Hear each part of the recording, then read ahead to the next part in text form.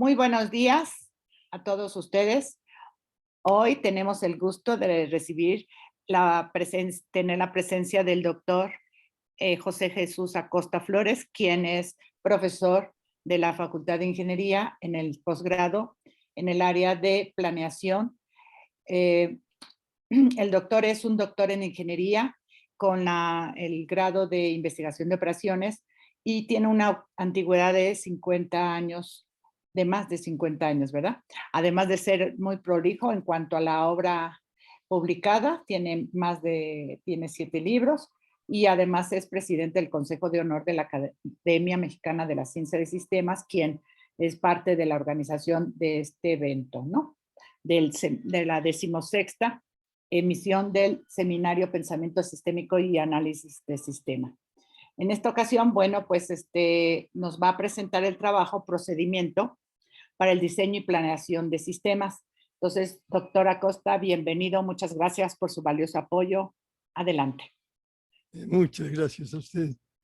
Y es un placer estar de nuevo participando en este esfuerzo fabuloso que están realizando.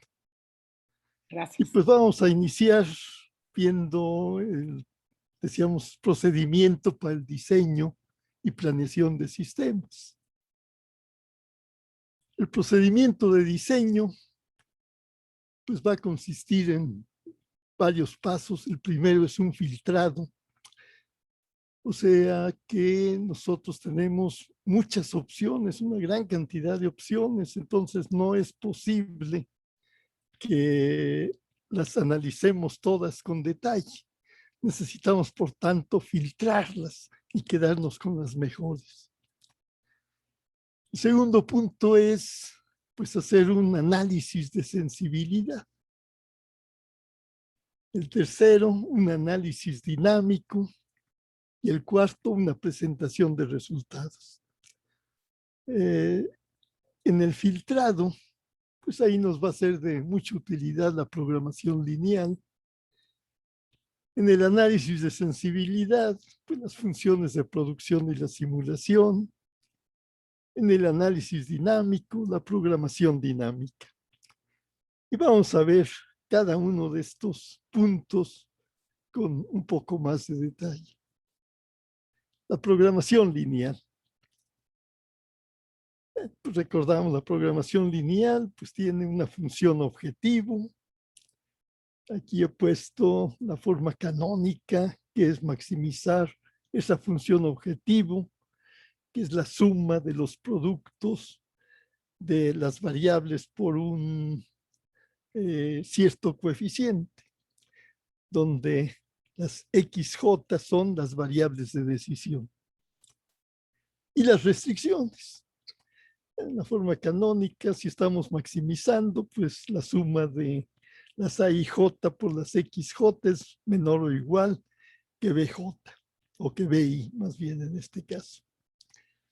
Donde BI pues es la cota superior o inferior de una característica y AIJ es la contribución de la variable XJ a dicha característica.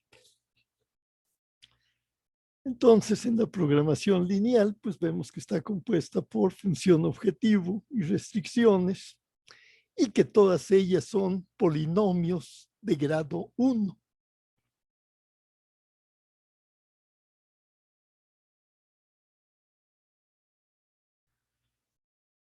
Para resolver los problemas de programación lineal, pues tenemos un método que surgió en 1947, que es el simplex, que fue desarrollado por Danzig,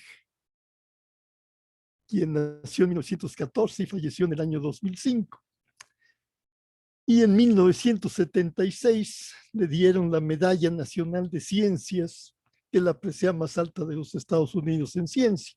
Aquí vemos en la fotografía que el presidente de los Estados Unidos, Gerald Ford, le está entregando a George Bernard Danzig precisamente esa medalla. Y el simplex pues es algo como todo lo que vale la pena, es muy sencillo, ¿sí? Se parte de una solución factible. Existe una forma de poder determinar si la solución que se tiene es óptima o no. Si sí es óptima, pues ya terminamos y ya tenemos la solución óptima. Si no, pues entonces hay que encontrar cuál es la variable que va a entrar a la solución y cuál es la variable que debe salir de la solución. Aquí haciendo un símil con los planes de estudio, bueno, a veces hay alguna asignatura que pensamos va a mejorar el plan de estudios, pero esa asignatura debe entrar sustituyendo a otra asignatura. O sea que esa asignatura entra y otra debe salir, porque si no, pues nos llenaríamos de asignaturas, algunas de las cuales serían buenas, otras regulares y otras malas. No, tenemos que estar, si algo entra, pues algo debe salir. Y eso es lo que se hace aquí en el simplex. Con ello, pues ya la solución para lograr esto, que entre una variable y salga esa variable de la solución, pues hay que usar un método que es algo que surgió allá por los años de 1800 con Gauss, que es el método Gauss-Jordan. Entonces, pues aplica este método, obtiene la nueva solución y se regresa, pregunta, ¿la solución es óptima? Sí, pues se terminó. No, pues se vuelve a repetir el ciclo.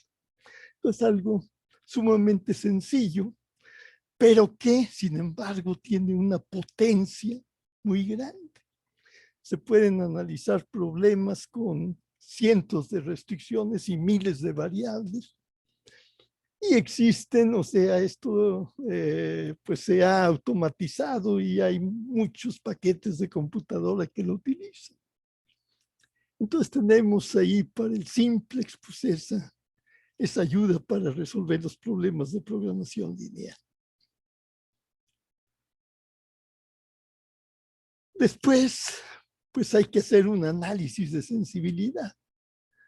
Nos dicen, pues, los procesos de optimación y el análisis de sensibilidad, pues podemos considerar que tienen la misma importancia. ¿Por qué?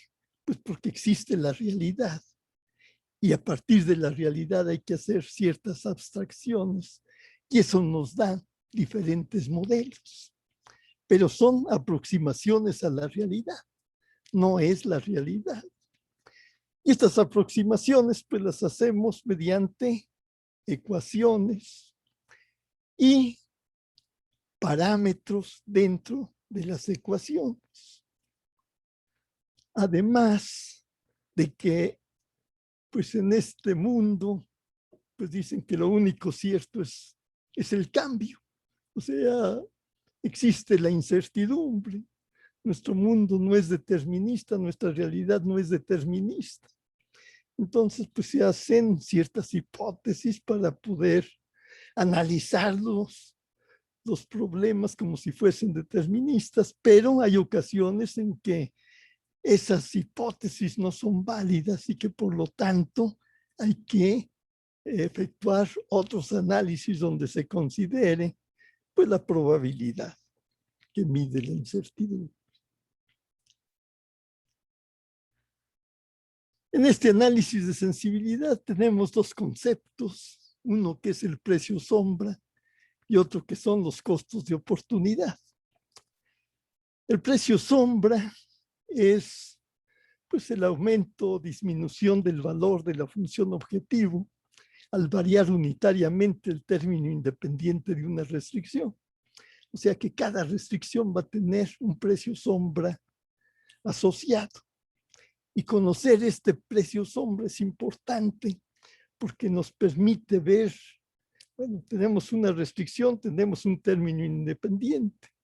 Si nosotros ese término independiente de alguna forma conseguimos que aumente Bueno, pues, ¿qué vamos a ganar con ello? Esa información es la que nos la proporciona, esa información es la proporcionada por el precio sombra. Nos va a producir un aumento o una disminución en la función objetivo en cuanto variamos el término independiente de una restricción. El costo de oportunidad. Tenemos una solución óptima y ahí pues hay algunas variables, decíamos las variables de decisión, donde pues algunas tienen valor diferente de cero y otras tienen valor igual a cero. Las que tienen valor diferente de cero, pues ya están en la solución óptima. Entonces, ya su costo de oportunidad es cero, pues ya se están utilizando. Pero las otras que no están, si nosotros queremos que entren a la solución óptima, pues nuestra función objetivo se va a ver disminuida en caso de que estemos maximizando. Pues entonces nos conviene conocer esta información. Si por algún motivo tenemos que, quizá por situaciones de tipo político, hay que ciertas variables no dejarlas en cero, sino que intervengan. Pues, ¿cuánto nos va a costar el hacer eso? Y esa información nos lo da el costo de oportunidad. En cuanto a minimizar el costo del sistema, pues Richard de Neuville nos da un ejemplo del sistema de abastecimiento de agua de la ciudad de Nueva York. Una de las restricciones era que la presión del agua debía ser mayor o igual que 40 psi, y el precio sombra de esta restricción pues se encontró que eran 78 millones de dólares por cada psi que se aumentara o disminuyera. O sea, si nosotros en lugar de poner 40 psis, ponemos uno más, 41, pues ganamos nuestro precio sombra, hace que automáticamente tengamos una ganancia de 78 millones de dólares. Entonces es interesante esta información porque habían fijado 40 psis, pero ¿por qué 40? ¿Por qué no 39? ¿Por qué no 41, 42, etcétera? Entonces, el que nosotros en el análisis de sensibilidad nos pongamos a cuestionar ciertas restricciones puede ser importante para mejorar nuestros diseños y nuestra planeación. Después tenemos el análisis marginal, que este análisis pues optimiza el diseño de sistemas. El análisis marginal pues contempla las funciones de producción y la función de costo de los recursos. Las funciones de producción, pues recordamos, es el uso eficiente de los recursos. O sea, ahí no interviene el dinero, sino es exclusivamente la parte técnica. Pero en cuanto tenemos definida nuestra función de producción, pues ya conocemos cuál es el diseño que nos va a dar la máxima producción con cierta cantidad de recursos. Después nosotros podemos, además de lo técnico, pues también hay que considerar lo económico. Y eso lo hacemos viendo ese costo de los recursos, estos recursos, cuánto nos van a costar. Y lo que se hace, pues, es encontrar el producto marginal entre el costo marginal y hacer ese cociente. Y en el análisis marginal se ve que esos cocientes siempre son constantes y son iguales al recíproco del precio sombra. En cuanto se tiene esto, pues ya tenemos nuestra ruta de expansión. O sea, cómo van a estar relacionados estos recursos y siempre esa relación se va a mantener constante. En cuanto tenemos esto, pues ya podemos sustituir en la función de producción una de las variables. En la función de costo, esa misma variable, sustituirla en función del costo. Y luego traer la función de producción, sustituirla en la función de costo y nos queda el costo de la producción, ya no el costo de los recursos, sino el costo de la producción. Y esta información también es importante.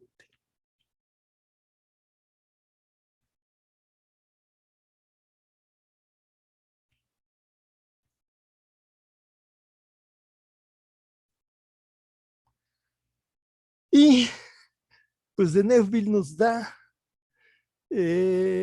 aquí en esta curva, encontró que al ir variando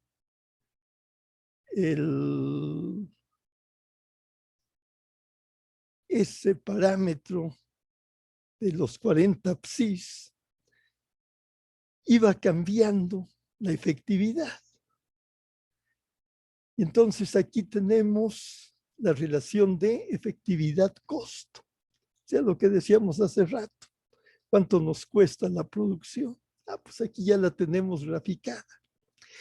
Y vemos que en la parte izquierda de esta curva, pues con relativamente poco costo, obtenemos un aumento grande en el producto, pero que después de un cierto tiempo, bueno, no tiempo, sino después de que nosotros nos vamos desplazando a lo largo de esta curva, al irnos desplazando, encontramos que llega un momento en que para lograr un incremento en la efectividad, o sea, un incremento en la producción, pues requiere invertir una gran cantidad de dinero. Pues entonces ahí se vio que se presentaba esta curva. No siempre se presentan este tipo de curvas, pero cuando se presentan, pues dan información muy valiosa, ya que podemos encontrar dónde nos conviene fijar nuestro tamaño de la producción o del diseño. En este caso, en este ejemplo, que fue el sistema de abastecimiento de agua de la Ciudad de México, pues inicialmente se tenía planteado un túnel con un diámetro de 8.4 metros y costaba $1,000 millones. Al hacer este análisis, pues se encontró que si nosotros ese diámetro, más bien los que estaban analizando, que si ese diámetro en vez de tenerlo de 8.4 metros, lo tenían de 6.3 metros, pues el costo se bajaba a 750 millones y la efectividad pues no bajaba mucho. Entonces se lograba un ahorro de 250 millones de dólares. Eso fue el resultado de este estudio.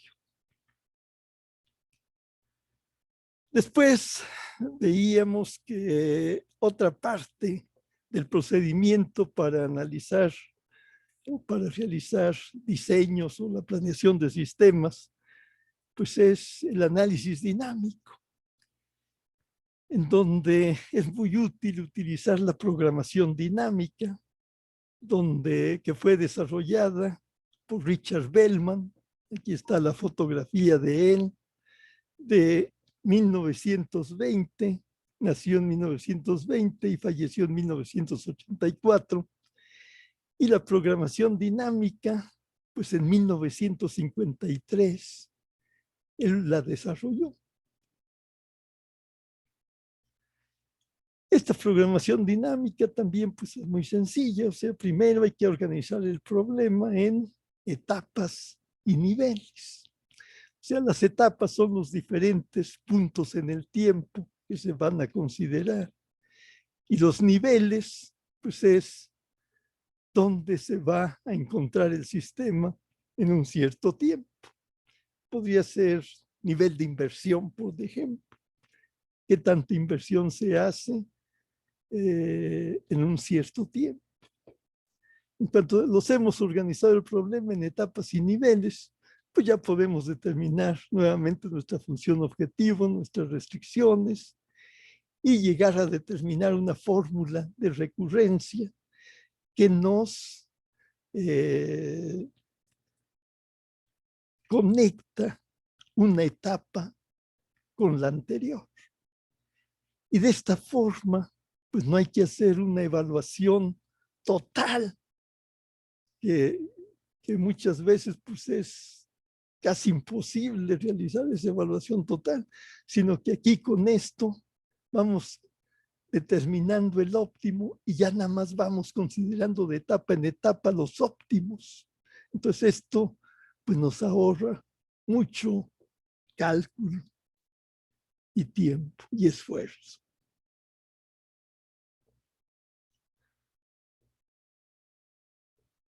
Tenemos entonces pues un ejemplo.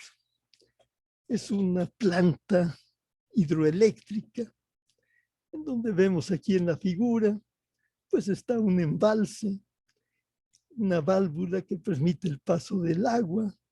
Al caer el agua hace que una turbina comience a girar y con esto se genera energía eléctrica y se hace la transformación y se pasa ya a que se tenga esa energía eléctrica. Entonces, pues puede tenerse la planta hidroeléctrica en alguno de estos sitios. O si tenemos dinero suficiente, pues a lo mejor en los tres. Pero lo importante aquí, o sea, muchas veces no hay dinero, porque a lo mejor no son tres, sino son más de tres los sitios donde se pueden instalar las hidroeléctricas. Entonces, aquí la programación dinámica nos permite determinar en qué tiempo es conveniente realizar la inversión y en qué lugar, de acuerdo con esas restricciones presupuestales.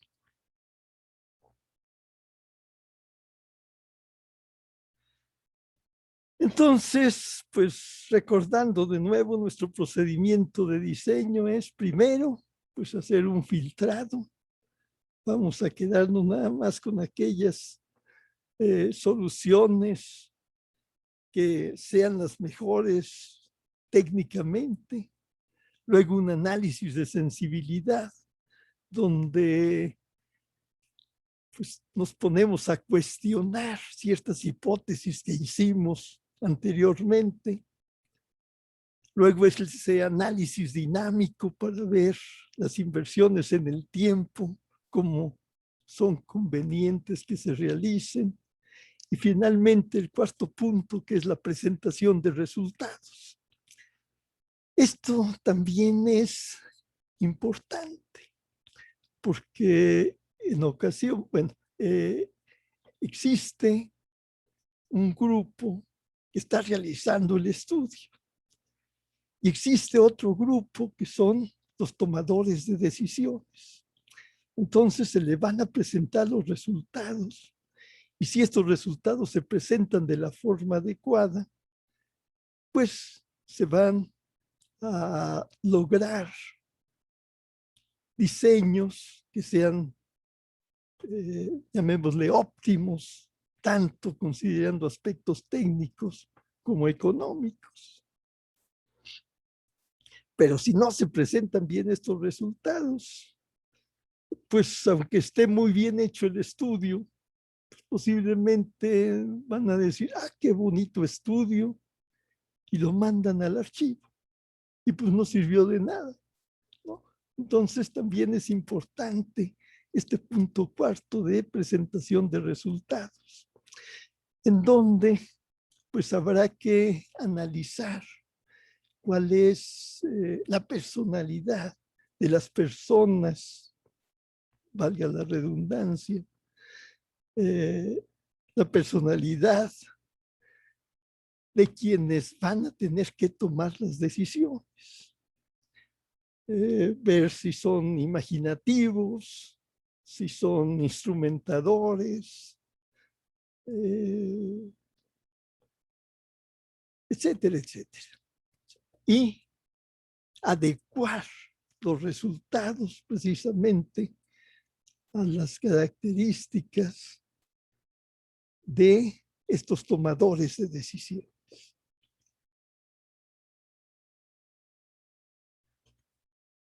Y pues un estudio de nuevo realizado, bueno, lo presenta más bien de Neuville en su libro, no lo realizó él, fue otro equipo donde se analizó el río Delaware, la cuenca del río Delaware en Estados Unidos, donde pues se analizaron 35 presas, 21 hidroeléctricas. Dentro de las cuencas están 4 ciudades grandes, o sea que abarca 25 millones de personas. Y ahí está un segmento grande de la industria en Estados Unidos. Entonces, al realizar este procedimiento, pues se llegó a determinar las mejores decisiones para este caso. Y con esto termino mi presentación. Y pues si existen preguntas, pues bienvenidas, por favor. Muchas gracias, doctor Acosta. Muchas gracias. Este es